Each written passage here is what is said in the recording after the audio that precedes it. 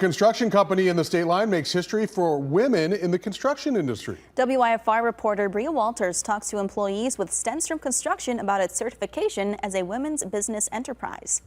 It makes me really proud to be a part of the Stenstrom family and Stenstrom Group. Stenstrom Construction Group is celebrating earning the certification as a woman in business enterprise. The company's chief executive officer, Christy Jarrett, says this recognition reflects Stenstrom's commitment to diversity and excellence in what has been a male-dominated industry. You first contact the Women Business Enterprise National Council. There's a Midwestern Chicago location, and they guided me through the process and what I was going to need. So I started gathering everything. According to the National Association of Women in Construction, more than 1 million women work in the construction industry in the U.S. That is compared to 10 million men. As a certified national WBE, Stenstrom is eligible to participate in a range of opportunities designed to help women grow their businesses and get the same opportunities as men in the industry.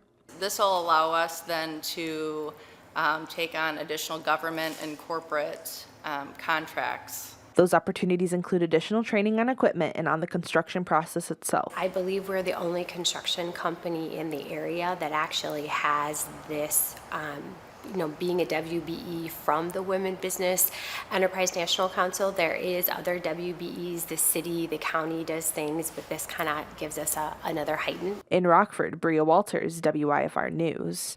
Christy also says the certification reinforces Stenstrom's commitment to empowering women in business. To learn more about Stenstrom, visit their website at rstenstrom.com.